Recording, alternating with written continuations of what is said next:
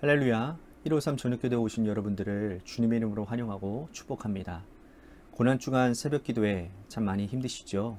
그렇지만 우리가 육신은 힘들어도 우리의 영은 새로워짐을 경험하고 있는 것 같습니다.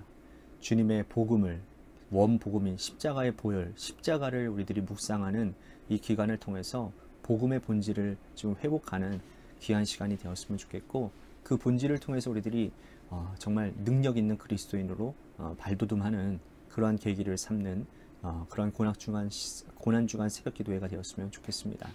오늘은 우리 저녁 기도회를 하나님의 말씀을 통해서 우리들이 은혜 받기를 원하는데요.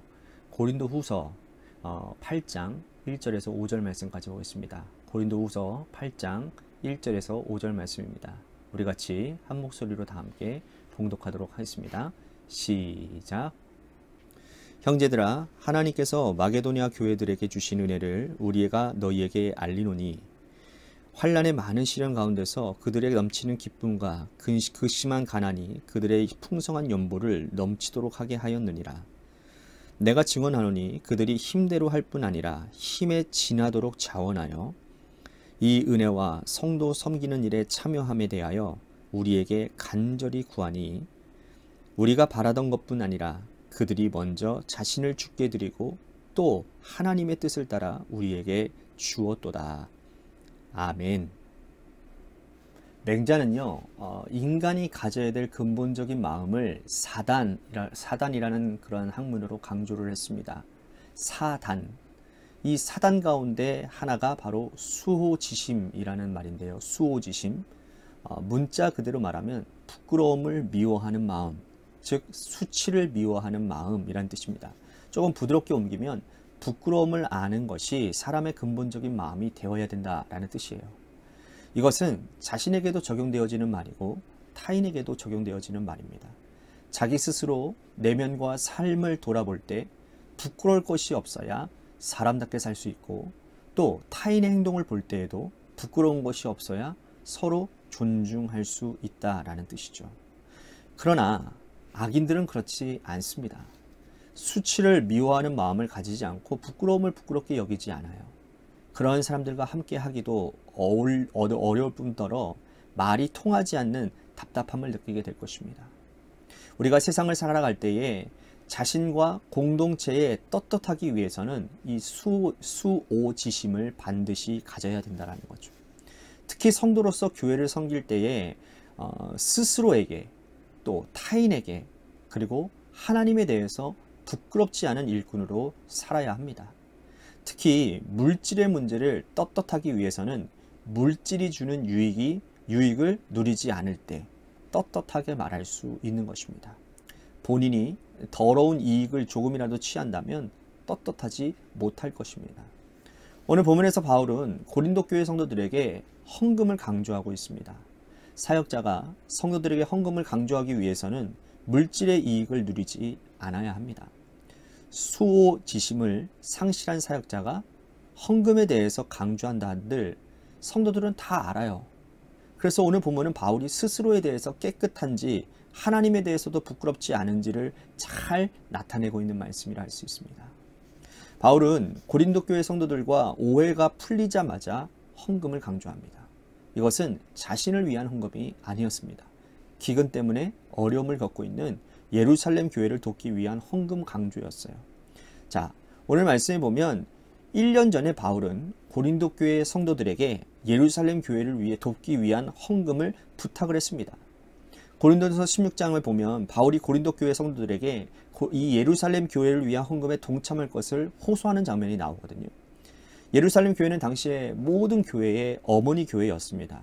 예루살렘 교회가 안디옥 교회를 개척을 했고, 이 안디옥 교회에서 사도 바울과 바나바를 파송을 했습니다.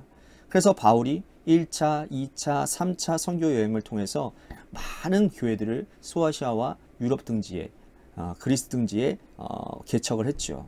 그런데 모 교회인 예루살렘 교회가 기근 때문에 공공하게 처해 있었게 되었습니다. 그러자 바울이 발벗고 나선 것이죠. 자신이 개척한 교회들에게 편지를 보내서 예루살렘 교회를 돕기를 제안한 것입니다. 바울은 1년 전에 고린도 교회 성도들에게 이 고린도전서를 써 내려가면서 내가 갈 때에 헌금하지 않도록 미리 헌금을 해 두었다가 내가 가면 전달해 달라라고 부탁을 해요. 바울은 헌금을 요청한 것은 이 고린도 교회뿐만이 아니었습니다. 마게도니아 지역에 있는 데살로니가 교회, 또 빌립보 교회, 또 베레아 교회에도 동일하게 요청을 했어요. 바울은 고린도 후서를 쓰면서 마게도니아 지역에 있는 교회들이 이 바울의 헌금 요청에 적극적으로 호응해달라고 말을 했습니다. 호응했다라고 말을 합니다. 그래서 오늘 말씀해 보면 뭐라고 말을 하냐면 이들이 힘대로 할 뿐만 아니라 힘이 지나치도록 자원했다라는 그런 말씀이 있어요. 여러분, 극심한 환난 가운데 있지만 힘이 지나도록 자원해서 예루살렘을 돕기 위한 헌금을 드렸다. 그리고 은근히 이 고린도 교회 성도들을 자극을 합니다. 바울이 이렇게 자기가 개척한 교회들에게 헌금을 강조할 수 있었던 이유는 하나님께서 이 일을 기뻐하신다라는 확신이 있었기 때문이라는 거예요. 하나님께서 이 일을 반드시 원하신다라는 확신과 하나님께서 헌금을 기쁘게 받으신다라는 확신이 있을 때 사역자는 강하게 강조할 수 있습니다. 또 한 가지 중요한 것은 이렇게 모여진 헌금이 깨끗하게 집행되어질 때 헌금을 강조할 수가 있겠죠. 오늘날 많은 교회들이 헌금을 강조하기는 하지만 집행 과정에서 깨끗하지 못해서 투명하지 못하기 때문에 성도들의 불신을 낳지 않습니까? 하나님께서 원하시는 명부 있는 헌금이라면 깨끗하게 또 분명하게 집행되어져야 되고 이 모든 과정을 성도들에게 바르게 알려야 되는 것입니다. 그 과정에서 사역자들이나 아니면 중직자들이 자기의 이익을 남겨서는 안 된다는 것은 상식일 것입니다. 바울은 이 부분을 명확하게 하는 거예요. 성도들에게 오해받지 않기 위해서 그는 천막을 깃고 만드는 일을 했어요. 교회에게서 생활비를 받은 적이 없었습니다. 당연한 권리였지만 성도들이 시험에 들까봐 물질 문제에서는 깨끗했어요. 그랬기에 하나님께서 기뻐 받으시는 헌금을 성도들에게 강하게 강조할 수 있는 것이었습니다. 오늘 우리는 헌금은 이래야 함을 깨닫습니다. 헌금을 요청한 자와 드리는 자 모두 하나님께서 기뻐하시는 일을 한다라는 대의 명분이 되어야 하고 또 교회 공동체는 이 일에 대해서 책임감을 가지고 집행해야 된다는 것은 기본적인 사실인 거죠. 바울은 계속해서 성도들에게 부탁을 합니다. 드리는 자는 마음을 드리라는 거예요. 마음을 드려라.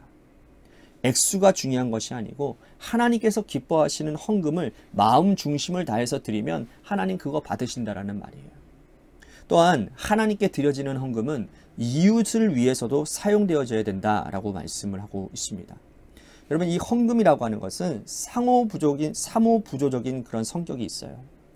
고린도 교회가 어려움을 겪는 예루살렘 교회를 도운다면 훗날 지나서 예루살렘 교회가 고린도 교회를 도울 것입니다. 그러므로 헌금은 서로 균등하게 하려는 하나님의 장치가 된다는 거예요. 과거에 말라기 선지자 말씀을 보면 11조 정신이 바로 이와 같은 것입니다. 매년 드리는 소산의 11조가 한 해 두 해는 성전 각종의 제반의 사물을 위해서 사용되지만 세 번째부터 드리는 11조는 가난한 자, 어려운 자, 또 레위인들을 위해서 사용하라 라고 기록되어져 있습니다.